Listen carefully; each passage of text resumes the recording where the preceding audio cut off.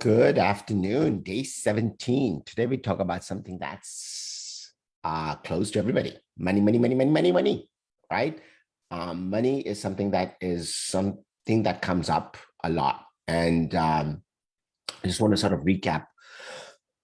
I'm still fighting this cold, so give me a pass on if I'm coughing and stuff like that. But yesterday we discussed, how you occur, and I also introduced a slide where we talked about these three aspects that are interrelated: our finance, our relationship, and professional lives. Right. So, um, how we occur comes out in one of these three, or at the intersection of these three. And so in today's world, our success, our happiness, our status is normally defined by money, right? What car do you drive? What house do you live in? How many cars do you have? What kind of clothes do you wear? All of that is really what is used sometimes to define us, unfortunately. So money is also therefore depending on where we're at. And it's not only people who don't have money, it's even people who have money. Money becomes the biggest limiting belief. And this becomes a real challenge because you see people with a lot of money and they have this fear of losing that money. And then you have people that are maybe struggling in their lives and not getting the money, and they have a limiting belief about having the money. So the limiting belief about money exists actually on both ends of the spectrum. So today I'm going to just talk about money overall, because it is sort of the elephant in the room. Everybody you talk to, whether it's coaches, uh, individuals, they all want to see how they make more money. So I want to introduce a slide again that we talked about the other day, which is how do we define success? And remember that success is not the result of making money. Earning money is a result of success. Success is in direct proportion to our service. So success is not the result of making money. When you are successful, then you get money. And success comes in by providing service, doing stuff for others, serving unconditionally. Unfortunately, most people have this backwards. They believe that you are successful if you have earned a lot of money. The truth is that you can earn a lot of money after you're successful. The truth is that you could have earned a lot of money and still not be successful. It's like a man who stands in front of the stove and says, give me heat and then I will add wood to it. That does not happen, right? If you want heat or you want a fire, you want to cook, then you need to put the wood in before you can get the fire. Like everything in life, money is a form of energy. And we covered energy in the first week, and that was the reason why we covered it. Everything is energy. And so when we start looking at money as an exchange of energy, everything shifts. You're not giving away money or you're not receiving money, you're actually exchanging money. Money is value as energy. Just like a calorie is a unit of physical energy, a dollar is simply a unit of value as energy. No more, no less. Money itself holds value. Transfer value from one place to another. Convert different forms of value into other. Remember, energy cannot be created or destroyed. Energy can only be transmuted. I'm going to introduce this concept as I was searching that I came across. It's called the money energy cycle. And it's a cycle that people work with as money flows through their personal world. It begins with the value that one gives themselves. The value is transferred out into the world. The value is then converted into money. That money then flows back into one's life, still holding the original value that one gave to themselves. One then converts this money into other forms of value by saving, by giving, by debt repayment, by investing, by spending. This act of money is what we talk about in the money energy cycle. It's just sort of a take on the cash cycle, but I'll share it with you, right? The money energy cycle model as a concept and perspective provides a radically different lens of looking at what money is. And if we look at this and we understand what's going on with you and your money and the avenue of connecting it with your deep self, how are you looking at it? And then you look at the accountability and balance of alignment in every aspect of your life. Like I said, we look at normally as a cash flow cycle, what's coming in and what's going out. The distinct difference between a cash flow cycle and the money energy cycle is that the first starts, which is the cash cycle, starts with and focuses heavily on numbers. How many dollars am I getting in and how many dollars am I putting out? Where the second, which is the money energy cycle, leans more into our intuitive sense of balance, of alignment, of integrity, of energy, shifting that energy. By starting and focusing with the energy dynamics at play, the money energy cycle changes dramatically. I'll put this model on the Facebook group so that you guys can have a look at it. You can even search money energy cycle and you'll have a look at it. There's actually a wonderful exercise that you can do over there. I wanted to introduce it today. I'm not going to go deep into detail, but I wanted to show you how you can shift of looking at money from just a value to energy that's being exchanged. Now, what I want to cover today is 4 money mistakes that actually keep us stuck, broke, or financially frustrated. Why is it that we constantly feel like we're getting setbacks with money, right? Mistake number 1, living out somebody else's money story. And this is all going to go back to the limiting beliefs that we talked about yesterday and the day before. Most of our major beliefs about money are formed in childhood by watching or listening to our parents or our elders or our family members. If you constantly heard phrases like money doesn't go on trees, rich people are snobs, you have to work really hard if you want to make good money, or even money is at the root of all evil, odds are that these have been soaked into your subconscious mind and now have formed your beliefs. Remember, we talked about whatever stays in the subconscious mind will eventually become a belief. And so you end up making that true. What you speak creates your actions, which creates your reality. So you also soaked up the way your parents or your elders or your family members reacted and acted with their own money, right? Was there fights regarding to finances? Was there spending that one was not showing the other person was spending? Was there guilt in spending? Was there juggling of bills? All of these situations seep into our subconscious form and make our belief about money what we have today. The good news is, remember, these are not real, they're not yours, and that's so they can be changed. So just because you have those beliefs, you do not have to continue living out this old story. The past is not you. So can you change those limiting beliefs and rewrite your own money story, one that is positive, one that's expansive, one that's exciting? The second mistake that most of us make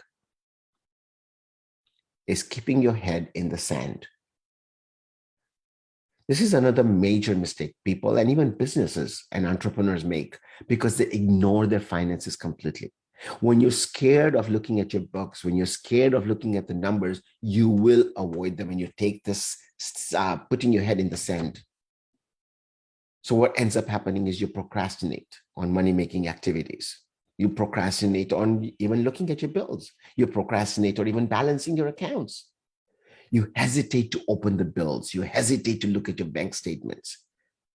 You hesitate to send invoices out. You hesitate to send payments out. You hesitate to ask for money.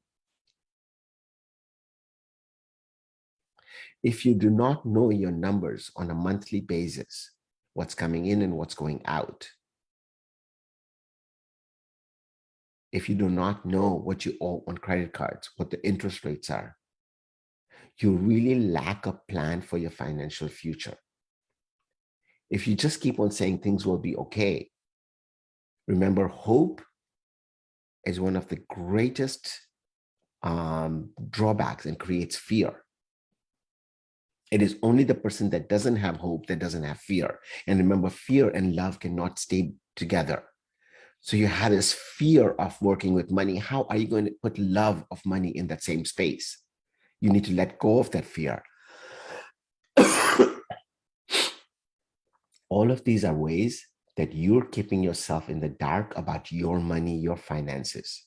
If you truly want to be empowered around money and make copious amounts of money that you deserve, then honestly look at your financial situation. I very much used to be like this. I used to leave everything to somebody else to look after it. But when I realized this, I set aside 1 day a week. And I know that's going to be a tough day for me, but I choose a day that I know I'm going to have the least amount of distractions, that I know is the sort of the quietest day of my week. And I just get it done. And surprisingly, it gets it done. And I go with the positive energy into it, not one of fear, but one of love. If you don't know how this is supposed to be done, don't get scared with it. Start small. Use Excel, use Word, use a paper and pen, look up videos. Seek out a coach, somebody who can help you overcome this fear. It's not that you don't know, you just are avoiding it. Mistake number 3, holding on to your past, money grudges and mishaps. So at some point or the other, we've all had some mishaps about money in our life. We either were taken advantage of, maybe somebody else took advantage of us, we took advantage of somebody, whatever the case may have been, right? Maybe there was a car loan that we didn't pay in time. Maybe there was a bill that was due that wasn't paid in time. Maybe somebody owed us money and they didn't pay us back in time.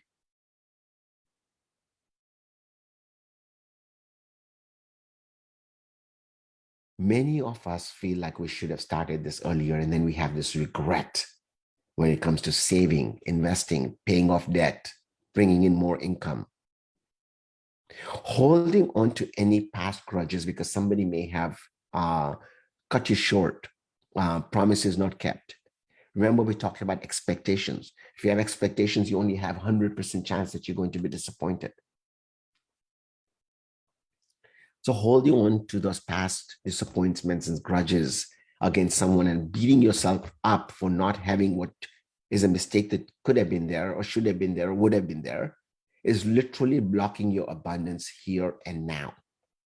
You have to forgive and let go. Every one of these incidents needs to let go. If you want to create space, it's like spring cleaning, right? When you take stuff out, then you have an opportunity to buy some new stuff and fill it in. But if you're already blocked, think of your hand. If it's closed like this with all those past grudges and stuff like that, how is new stuff going to come in there? You need to let go, open up. And then your hand becomes one of receiving and giving. You have to forgive and let go of every single one of these incidents if you truly want to create space and energy in your life for maximum abundance.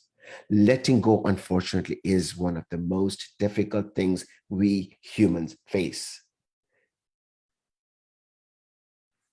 because of this one thing that I call ego, right? We do not want to let go of this energy, but we have to let this energy go, especially if it's stifling and stuck energy. Instead, what we do is we edge God out, we edge the universe out, and we keep our ego. I did this. He did this to me. She did that. I could have been this. Let go, let go, let go.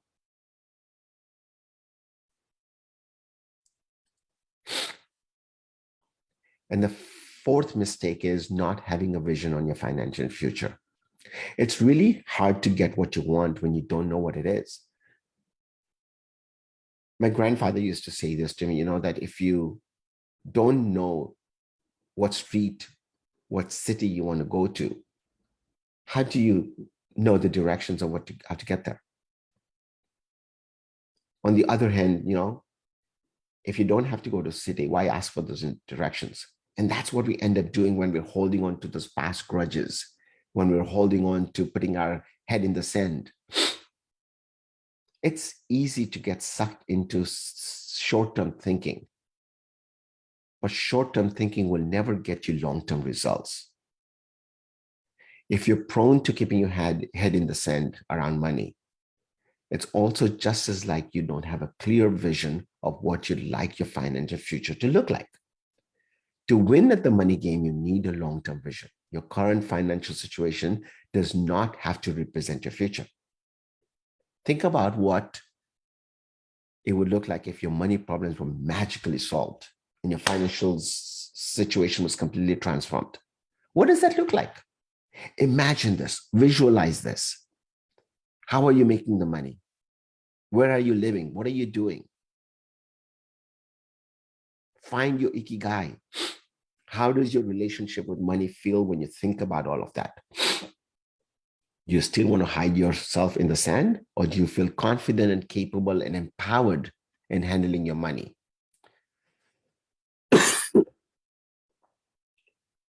Think about this.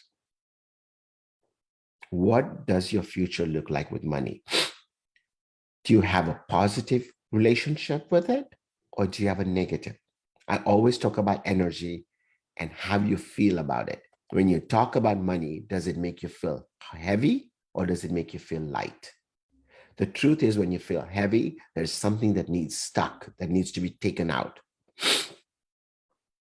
Not taking action and fixing your money mindset, that limiting belief, and letting go of your financial fears is one of the most expensive choices you're going to make. You need to let go. And often I get asked this, well, about money, we need to be careful with it. We need to make sure that we save, and we need to have this, almost like a negative thinking. And is there a positive in this negative thinking? And many thanks to Rabbi Ab Hardoon for introducing us to this idea, is there a positive and negative thinking? The answer, of course, is no. We tend to focus on negative thoughts, feelings, or internal dialogue, such as, I wish I could have more money, or I wish I could spend more, or I wish I was saving more. In case after case after case about the negative, everything that you think about the negative comes back once you have a problem. So even if you got tons of money, if you have a negative thought about it, you're eventually going to use it. Think about people that win the lottery ticket, right? They get lots of money, and it's a proven fact, in a few years, they've lost it all. A positive thinker sees the invisible, feels the intangible, and achieves the impossible.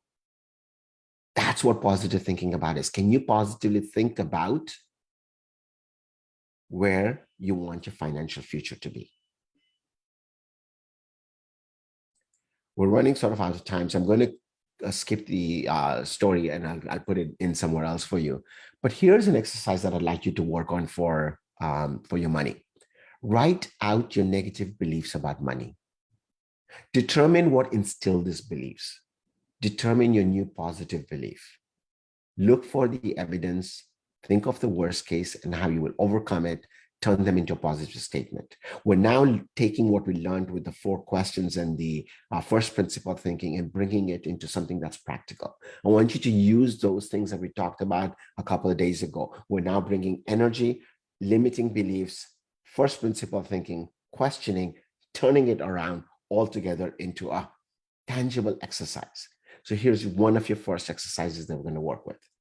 Can you put this all together for you? And if you can put it in comments in the Facebook group or any of the chats, I want to thank you. I do apologize that I've been sniffling and coughing through this thing. I'm hoping that I'm going to get through it really, really quickly. And once again, thank you for being here today. It's been a real pleasure. We're almost towards the end. I can't believe tomorrow is day 18, and we're going to talk about goals. Thank you, and have an awesome day.